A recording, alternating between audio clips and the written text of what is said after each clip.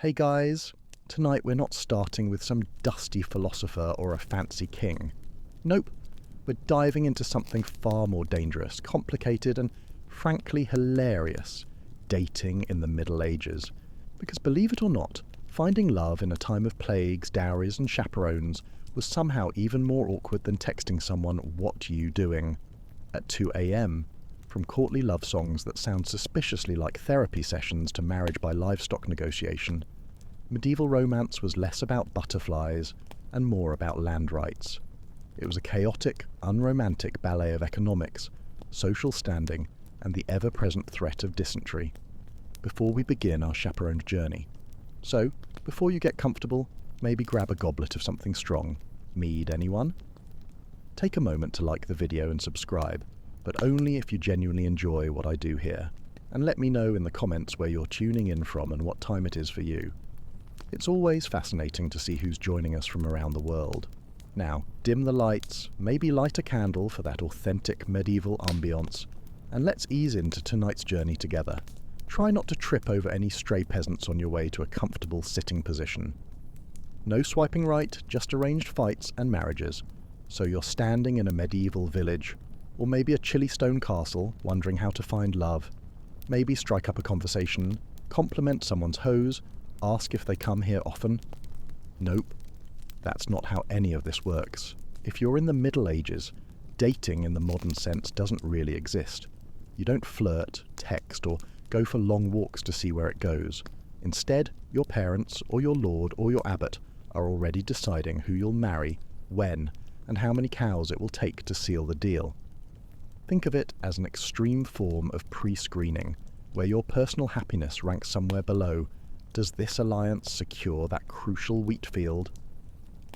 If you're a noble, you've probably been betrothed since before your voice dropped. Your crib likely came with a pre-assigned future spouse's coat of arms painted on it.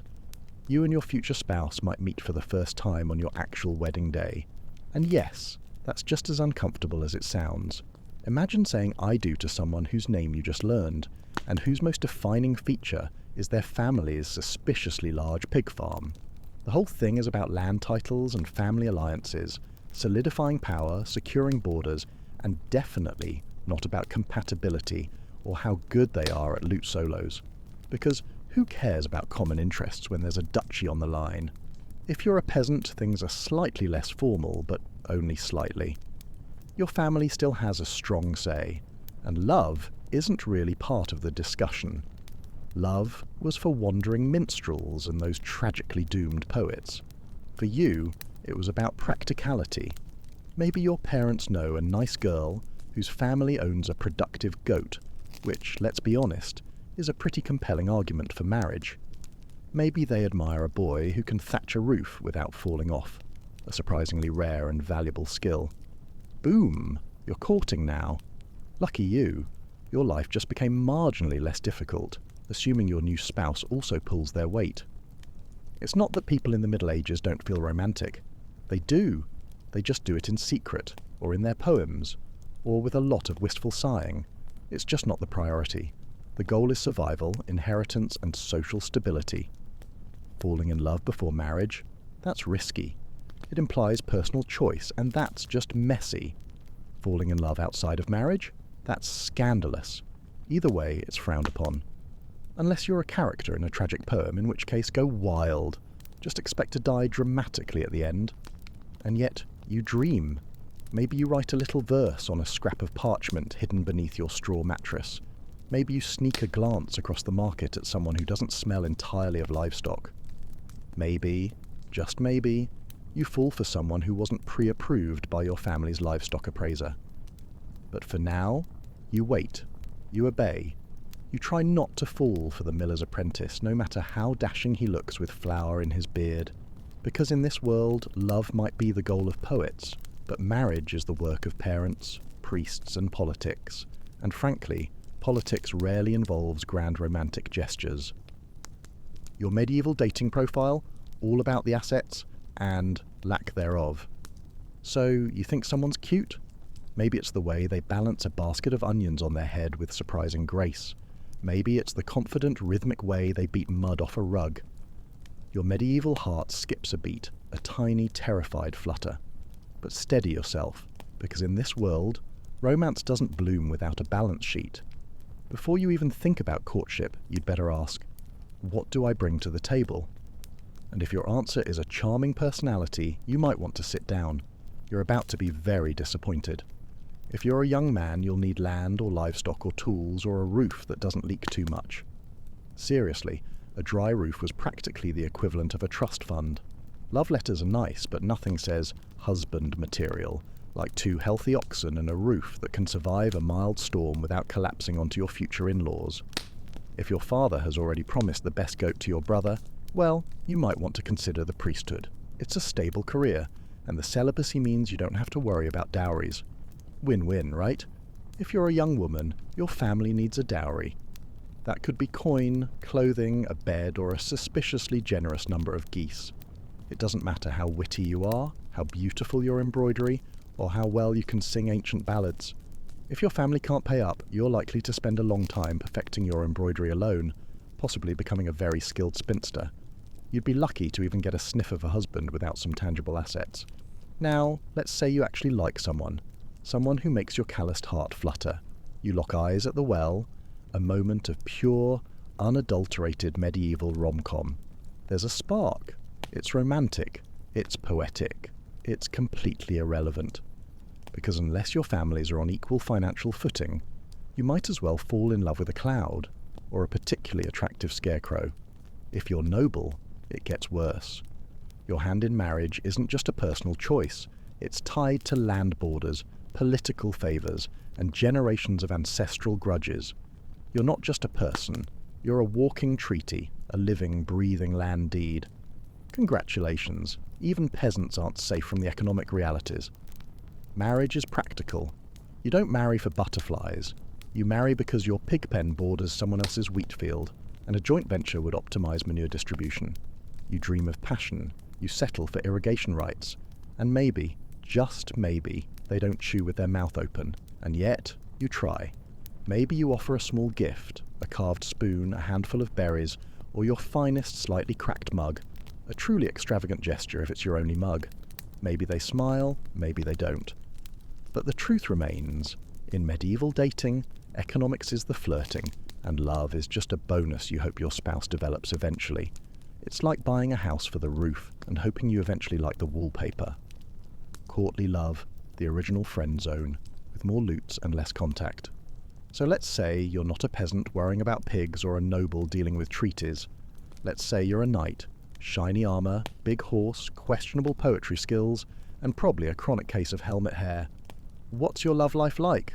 Welcome to the strange and emotionally exhausting world of courtly love. Now, this isn't dating. This is performance art. It's like a medieval reality show where the prize is eternal, unrequited devotion. Courtly love was a noble pastime, part flirting, part spiritual suffering, and entirely impractical. You, the brave knight, choose a noble lady, usually one who's already married because drama and unreachability are key ingredients, and vow to adore her from afar. Not physically, of course. That would ruin everything, and likely result in a very unpleasant trip to the gallows. No, you're supposed to suffer elegantly. You might compose a few tortured verses about her silver laugh, or how her hair burns like the sun, which in medieval terms means she has hair and didn't insult your family. You wear her colours at tournaments, you pine, you sigh. You occasionally joust someone just because he glanced at her too long, all while maintaining an air of profound yet distant adoration. The lady's role? She's supposed to pretend this is all very flattering while maintaining a level of icy detachment that would terrify a glacier. She may respond with a letter, a token, maybe a ribbon, but mostly she'll just be mysterious and unattainable, which is the entire point. The emotions are high, the actual contact minimal. At best, you might get a nod from across the hall, or a finger brushed against your gauntlet during a feast. Anything more, and suddenly it's not courtly love, it's a scandal, or worse, adultery. And no one wants that. At least not officially. It's like a perpetual, high-stakes game of I Spy, where no one ever actually finds anything. This entire setup worked best when everyone involved agreed it was mostly pretend. It was a sophisticated game, a way to express longing, devotion, and creative angst, all without disrupting the social order, a medieval venting mechanism, if you will, for all those inconvenient feelings. Was it dramatic? Absolutely. Did it involve more poetry than practicality? Constantly. Did it lead to actual relationships? Rarely. But for a night stuck between battles and boredom, courtly love gave you something to write about, someone to write for, and an excuse to look dramatically wistful. Just don't expect a happy ending, or a kiss, or even sustained eye contact. You'll be lucky to get a slightly less judgmental glance. Medieval texting, the token system. Less emojis, more smelly garments. So you've fallen for someone. Great! Now comes the hard part, expressing that affection in a society where touching someone's hand without a chaperone is basically a declaration of war, and public displays of affection are punishable by public shaming. Or worse, a very long sermon. Welcome to the medieval solution. Tokens. Think of it as 12th century texting. Slow, confusing, and open to wildly inaccurate interpretation.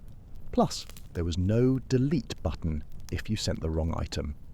Let's say you're a knight and you're hopelessly in love with Lady Marjorie of whatever her last name is.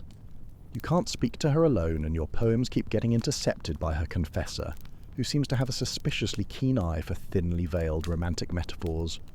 What do? You send her a glove, or maybe your embroidered sleeve. Nothing says, "I love you," like mailing someone part of your wardrobe, possibly still smelling faintly of horse and battle.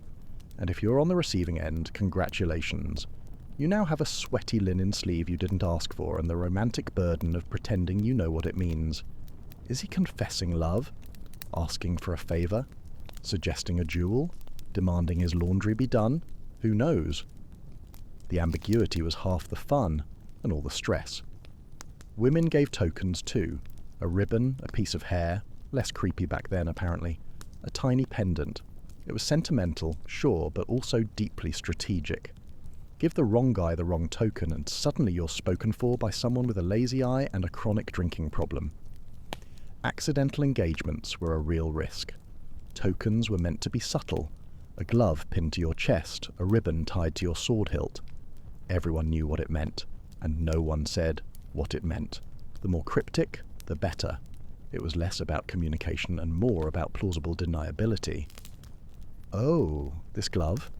No, it's not from Lady Joan. It just appeared on my pillow, scented with lavender. Completely random. A gift from a wandering fairy, perhaps. For commoners, tokens were simpler. Maybe a wood carving, maybe a handkerchief you stitched when you weren't milking something. It was still romantic, just with more calluses and fewer delicate perfumes involved. Tokens were also risky. Giving one to the wrong person could spark rumours faster than a runaway cart. Receiving one you didn't want meant figuring out how to politely return someone's sock without insulting their lineage. But for all the awkwardness, these tokens carried real emotional weight. They were symbols of love in a world that didn't allow much room for it, a secret language whispered through fabric and wood. Chaperones, the original parental controls, with more nuns. So you finally build up the courage to talk to your crush. Maybe offer them a flower.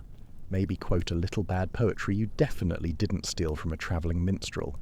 You're ready for a moment of intimacy, a quiet exchange of meaningful glances. Unfortunately, you're not alone. Welcome to the world of medieval dating surveillance, where love is never blind.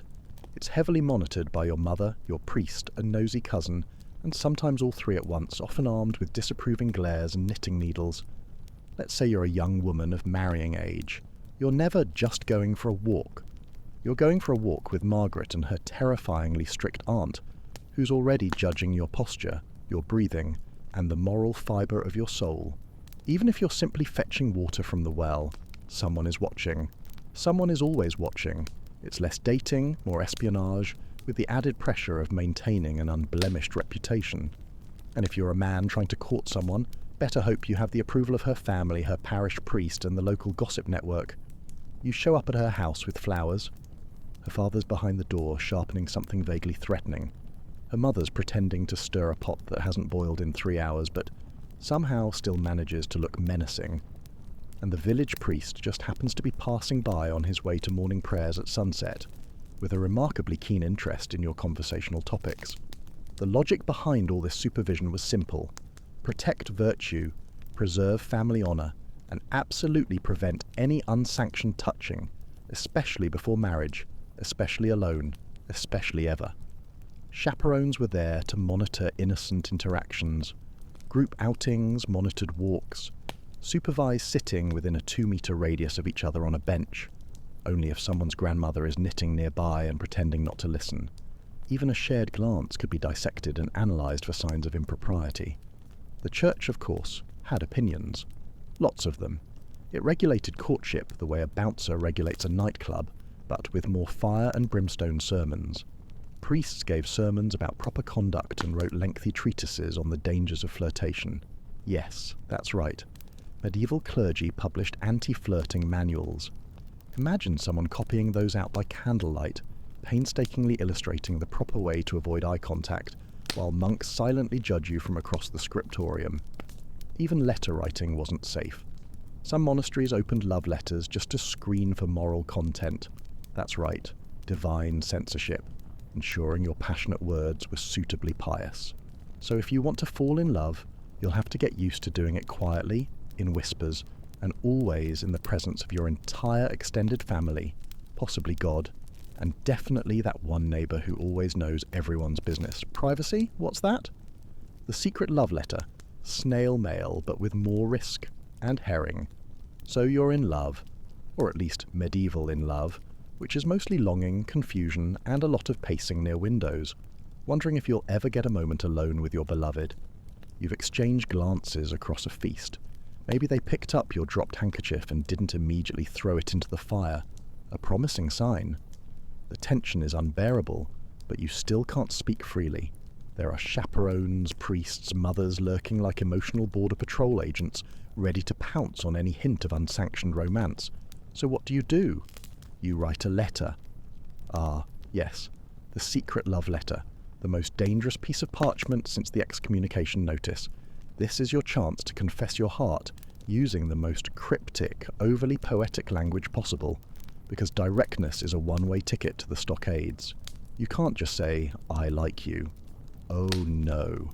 You must say, "My soul is a stag pierced by the arrow of your grace, roaming the forests of yearning, much like my stomach after this morning's stale bread." Naturally, if you're literate, which, let's be honest, isn't a given for everyone, especially if you're not a monk or a noble's scribe, you painstakingly pen your message on vellum or rough parchment.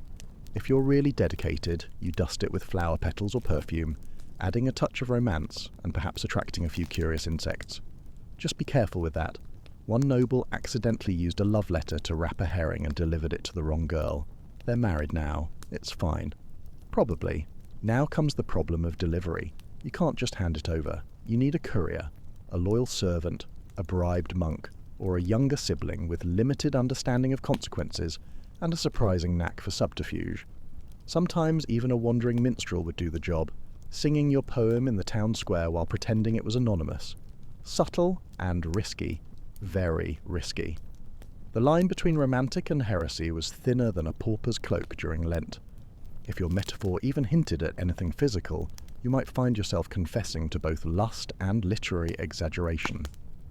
But despite all the rules, people did write. Some letters survived, preserved by sheer luck or the meticulousness of later historians. Some poems were copied and passed around like forbidden fruit, whispering tales of forbidden passion. In a world of rigid rules and constant supervision, a folded scrap of words could feel revolutionary, a tiny act of rebellion in a sea of conformity. So you write. You risk it. You press your trembling hand to the parchment and say everything you can't say aloud. Just don't sign it too clearly. You want romance, not a church trial, and definitely not your name on the town gossip scroll. Festivals, your one shot at public flirting, under the gaze of all your relatives. Finally, a break, a feast day, a harvest festival, a maypole dance. In short, a rare moment when your life isn't just work, prayer, and pretending you're not interested in the blacksmith's daughter, who, let's be fair, has surprisingly strong arms. Today, You're allowed to flirt. Sort of. As long as no one sees, or everyone sees, but pretends not to. Welcome to medieval festivals where romance blooms under the watchful eyes of everyone you've ever met, and 3 particularly judgmental chickens. Festivals were one of the few socially approved moments when men and women could mingle, laugh, and dare we say, make eye contact that lasted longer than a nervous blink. There's music, there's ale, often watery, but it helps. There's someone wearing a flower crown with dangerous confidence. You've never seen so many people not pretending to be miserable. It's almost fun. If you're a peasant, you might try to impress your crush by winning the sack race, proving your agility and stamina, catching a greased pig, demonstrating your strength and cunning, or juggling 3 stale rolls of bread, a surprisingly popular talent apparently. Nothing says I'm available and capable like falling off a hay bale with dignity and a winning smile. Dancing was your best shot at actual physical contact. The rules were rigid, but a well-timed spin or a not-quite accidental hand graze could say more than any poem, if executed subtly enough to avoid a chaperone's wrath. The maypole dance, for example, was basically a giant excuse for coordinated flirtation wrapped in ribbons and plausible deniability. Oh, my hand just happened to brush yours as we spun around the pole, how utterly unexpected. And if you're noble, your version of flirting at a festival involved less hay and more poetry. You might compose a verse on the spot, compare your lady's eyes to twin candles or other glowing things, anything that doesn't sound like a farm animal, and offer a trinket, hopefully not one that was clearly made by your servant 5 minutes earlier from a piece of old scrap metal. Food helped too. Offer your beloved a meat pie or share a honey cake. If they accept it with a smile, you're doing well. If they hand it to their dog without making eye contact, consider your efforts a noble failure and move on to the next potential suitor. But remember, everything you do, someone is watching. A parent, a priest, a bard with a big mouth. One misstep, and your flirty smile becomes a youthful indiscretion discussed at church for the next 6 weeks, or worse, ends up in a satirical song performed by that very bard. Still, for a few hours you can pretend. Pretend you're in a world where love isn't a transaction, where laughter isn't suspicious, and where dancing in public doesn't end in penance. It's a rare, fleeting glimpse of something almost resembling modern romance. Peasant courtship, just like Tinder, but with more manure and less profile customization. Let's say you're not a knight, a noble, or a bard with a lute and excessive feelings. You're a regular villager. You wake up with the cows, go to bed with the chickens, and spend most of your day ankle-deep in mud. You're not looking for a poetic soulmate. You're looking for someone who can milk a goat without emotional drama, and preferably smells only mostly of farm. Welcome to peasant courtship, where romance is practical, gestures are modest, and chemistry means we can survive winter together without wanting to murder each other. In your world, dating is less about long conversations and more about shared tasks. You notice someone you like because they work hard, don't complain much, and have a decent set of teeth. A major plus. That's it. That's the whole checklist. You're not picky, you're realistic. You don't need fireworks, you need someone who can gut a fish and maybe doesn't snore too loudly, because shared huts offer limited escape options. So how do you show interest? You give gifts, small, useful things. A basket of eggs, a bundle of firewood, a good turnip, a surprisingly valued commodity. And if you're feeling bold, maybe a woven ribbon or a carved spoon. Nothing says I'm serious about you like a spoon you whittled by candlelight while your pig judged you silently from the corner. It shows dedication. Conversations happen during shared chores.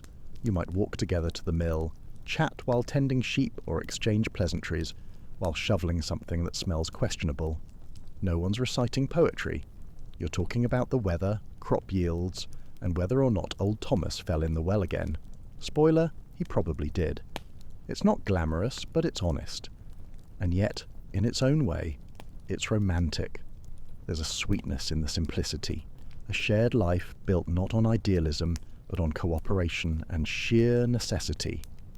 You know each other's strengths, weaknesses, and how fast they run when a goat escapes. Proposals often came quickly. If you both agreed, and the families did too, marriage followed. Maybe you moved into a shared hut. Maybe you built a new one from scratch with help from the village. You brought your best blanket. They brought a goat. Together, you began the strange miracle of domestic survival. It's not glamorous, but it's honest.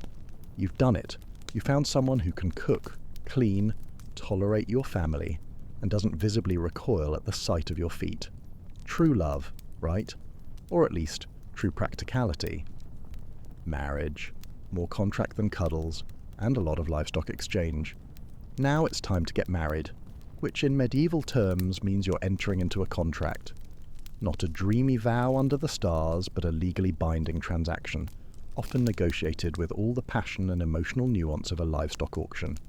I'll give you 3 cows and a slightly lame donkey for your daughter, and that patch of turnips. If you're a peasant, it's still a big deal. You gather a few witnesses, talk to the local priest, who probably hurries things along, he's got other weddings, and try not to trip over the Latin during the ceremony. But behind the sweet-sounding blessings is a serious checklist. Dowry, land rights, who gets the cow, and what happens if someone dies during planting season. Ah, yes, romance. The prenuptial agreement was just assumed and far more binding. If you're from the upper class, buckle up. Your marriage is a full-blown legal negotiation. Your parents, their parents, the priest, the scribe, maybe a cousin who once studied law, they're all in on it. The bride and groom are mostly just standing nearby, looking decorative and nodding when spoken to, like oddly well-dressed furniture. You may or may not have even met the person you're marrying. Your family has done the math. Your estate needs her fields, her dowry balances your debts, and both of your coats of arms look good next to each other on the official merger document. Love is optional. The merger is not. It's less a wedding, more a hostile takeover of 2 family assets. And once you're married, it's permanent. Divorce isn't really a thing unless you can prove someone wasn't baptized. Good luck with that. Was secretly related to you. Happened disturbingly often due to small gene pools and less than strict record keeping. Or died and forgot to mention it. Annulments existed, but they required a lot of paperwork, a bit of luck, and a solid bribe. Your marriage is invalid because, the moon was in the wrong phase. Still, not everything is bleak. Some couples genuinely grew to love each other. Shared chores, raising children, surviving winters, battling plagues. These things have a way of building affection, or at least tolerance, which in medieval terms is basically the same thing. The church was involved in every step. Marriage was a holy sacrament, one of the 7 big ones. You didn't just marry for legal reasons, you married because God needed a witness. Possibly 2, just to be sure. So you stand, exchange vows, and smile as someone hands over a sack of onions and calls it a blessing. Just try not to cry when the onions inevitably make your eyes water. Eloping, the OG scandal, where love literally burns down family trees. So, let's say you've had enough.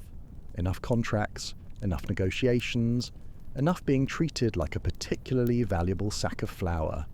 You're a noble, but for once, you want to marry for love.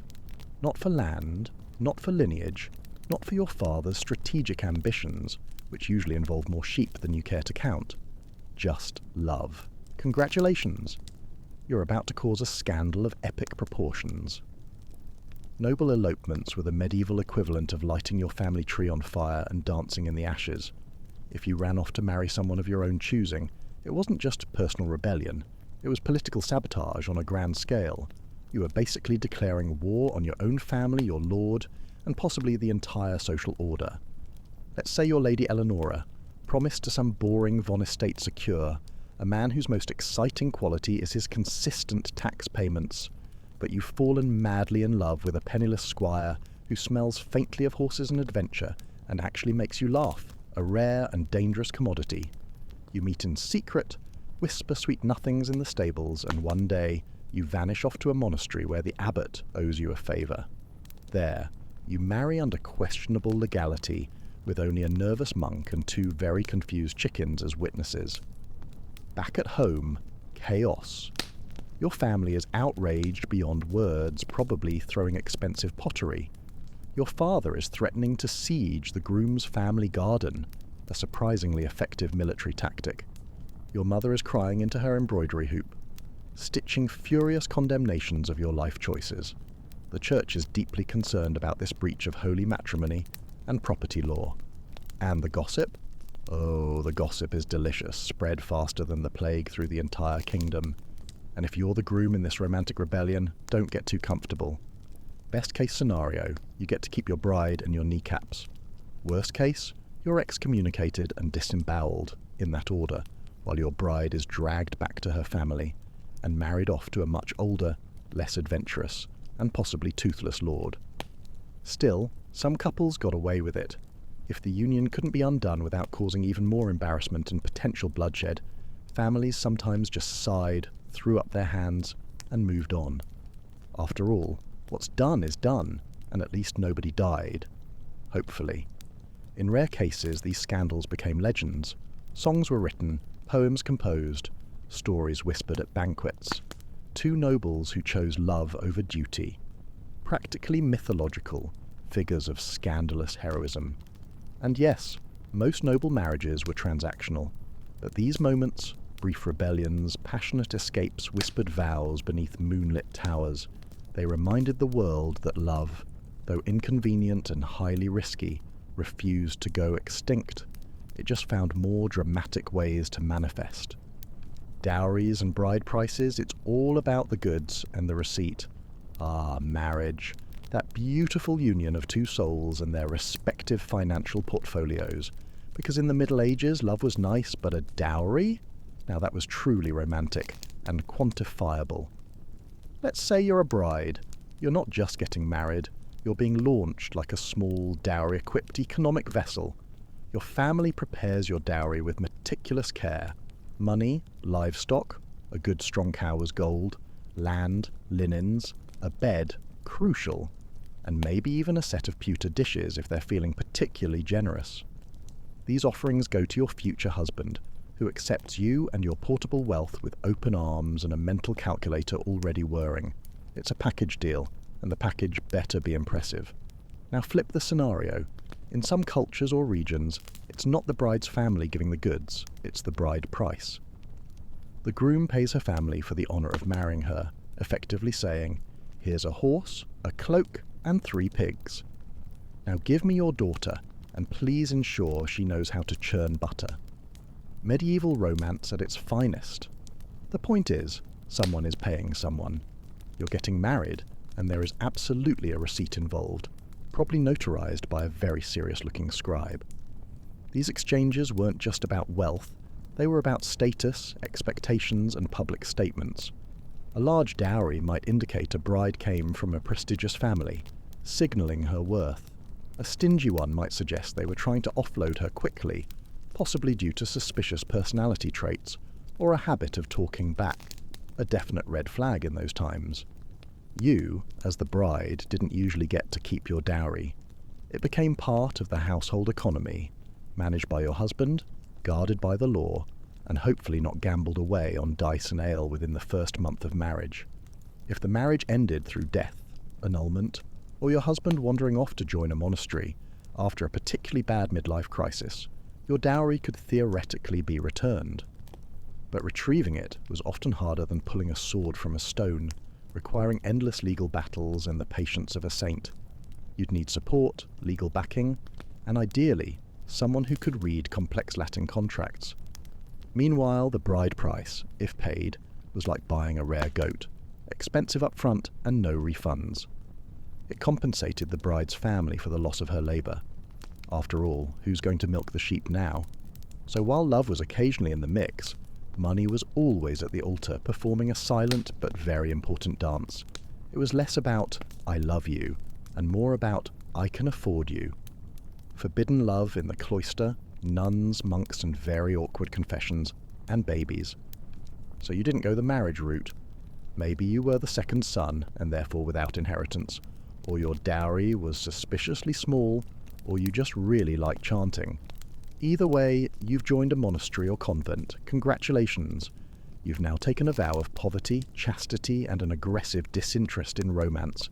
And yet, here you are, in a stone cloister, surrounded by silence, candle smoke, and Brother Anselm's unexpectedly soulful eyes, which seemed to linger just a moment too long during Vespers.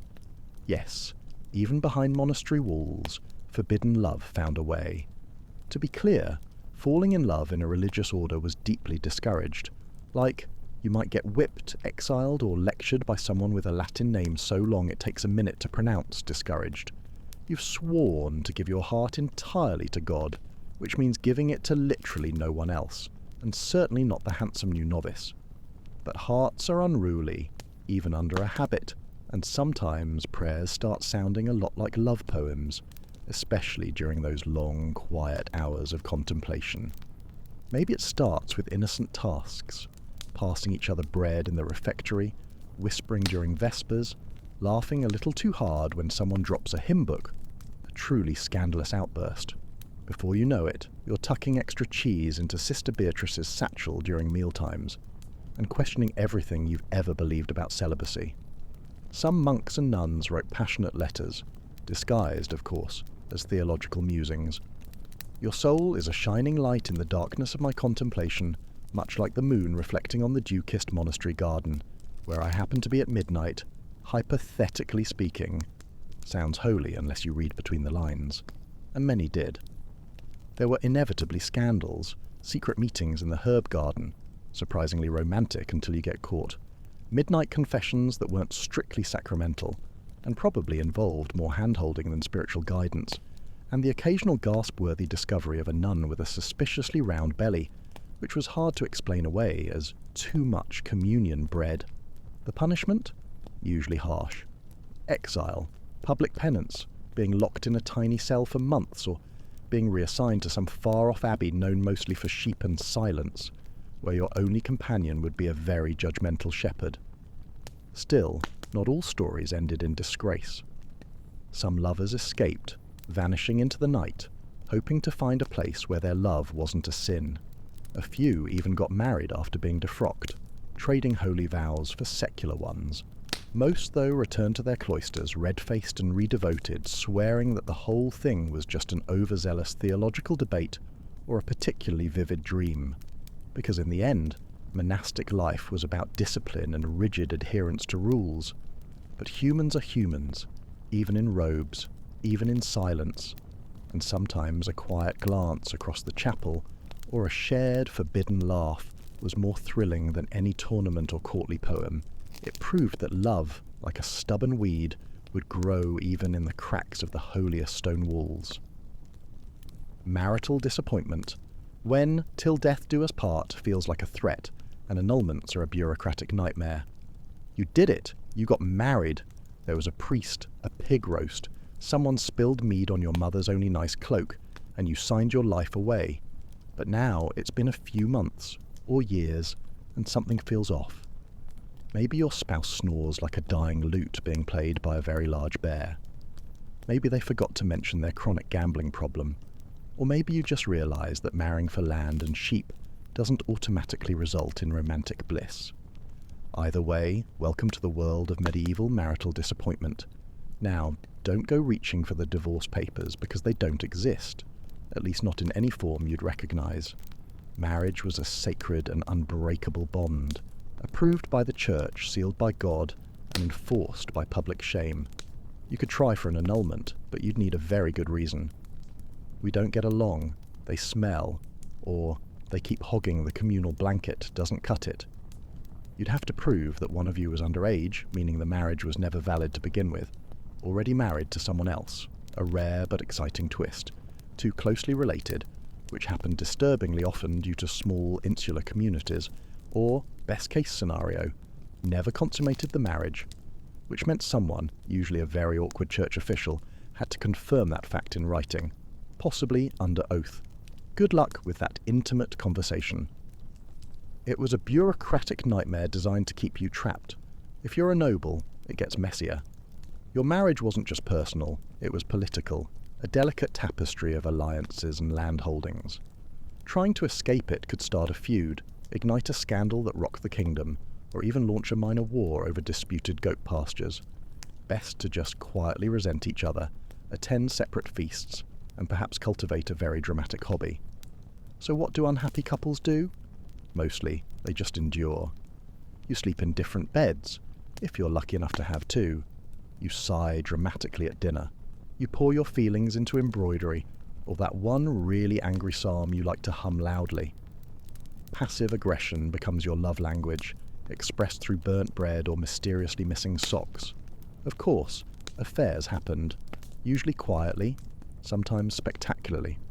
Nobles had secret lovers.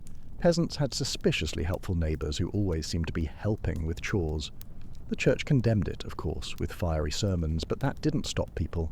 It just made them better at sneaking around barns and blaming things on God's mysterious will, or perhaps the influence of mischievous forest sprites. For women, getting out of a bad marriage was especially hard.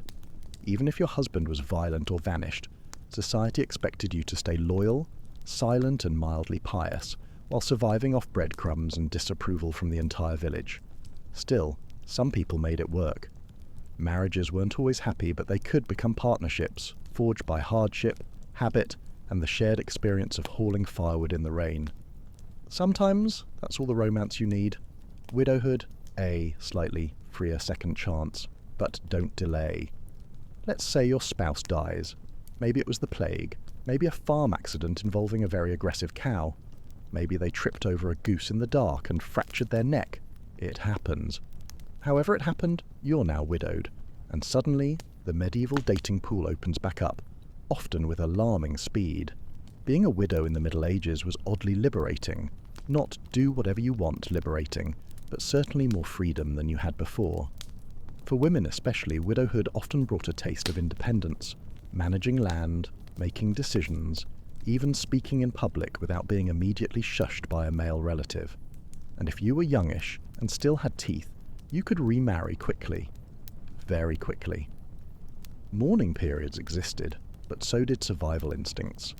A widow with land and no husband was basically a walking treasure chest, and suitors would appear with alarming speed, some sincere, others just very enthusiastic about your dairy cows. If you're a man and recently widowed, society practically pushes you back into marriage.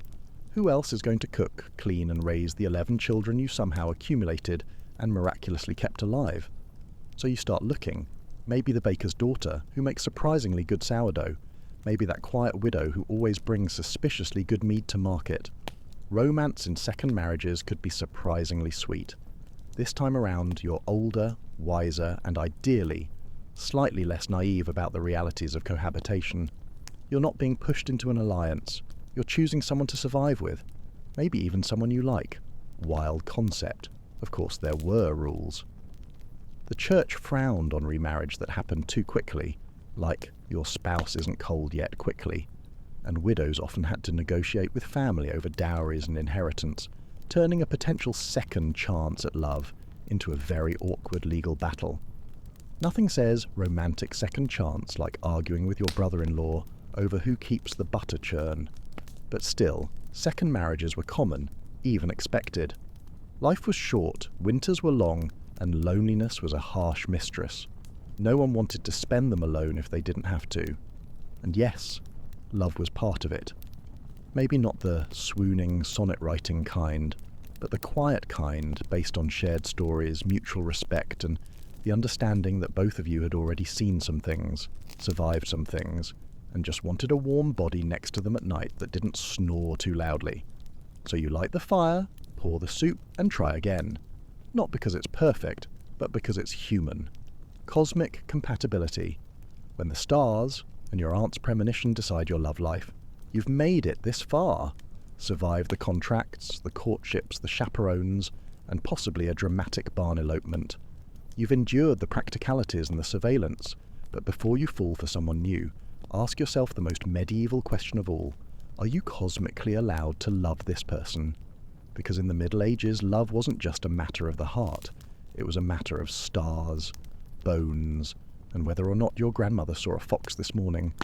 All legitimate concerns for compatibility. Let's begin with astrology. Yes, before you even thought about kissing anyone, you might want to consult the local monk astrologer, who moonlighted, obviously. Are your signs compatible? Is Venus in retrograde? Was your beloved born under an unlucky moon? If so, better to marry someone less cursed, even if they have a suspiciously large nose. Love is hard enough without planetary sabotage. Then there were birthmarks, mysterious little symbols that might identify you as your soulmate's long-lost twin or their destined executioner. Superstitions were flexible like that. A mole in the shape of a pig, clearly destined for a peasant, a birthmark resembling a crown, get ready for nobility, and a birthmark resembling a dismembered limb. Probably best to stay single. But the church had its own checklist, stricter than any astrological chart. You couldn't marry your cousin, or your second cousin, or your fourth cousin twice removed, unless you had special permission, which the wealthy often bought, because loopholes existed for the right price, even with God. So before things got serious, you'd probably need to draw a family tree and then quietly erase parts of it, especially those embarrassing branches. Social status also mattered deeply, perhaps more than anything else. A noble could not fall in love with a peasant without it being declared either a miracle, if the noble was very, very pious, and the peasant was suspiciously saintly, or a moral failing, the usual outcome. Cross-class romance was rare, scandalous, and only acceptable if it later became a tragic folk song, performed by that very same gossipy bard. And then there were the omens. If a raven flew overhead while you were thinking about someone, bad sign, don't even bother. If you drop bread at dinner while glancing at your crush, forget it, that's a cursed union, probably leading to crop failure and an unfortunate case of boils. Someone might bury a charm under your doorstep to protect you from improper suitors, or to sabotage your chances, either worked, depending on who planted it. Love in this world wasn't just personal, it was mystical, public, and fraught with potential disaster. Everyone had an opinion. The stars, the saints, the weather, and that one woman in the woods who definitely wasn't a witch, except she probably was. But despite all the rules, signs, and whispered warnings, people still loved, clumsily, bravely, often against advice. Because medieval or not, the heart remains wonderfully disobedient, a stubborn little organ determined to find affection even in the face of plague, poverty, and disapproving priests.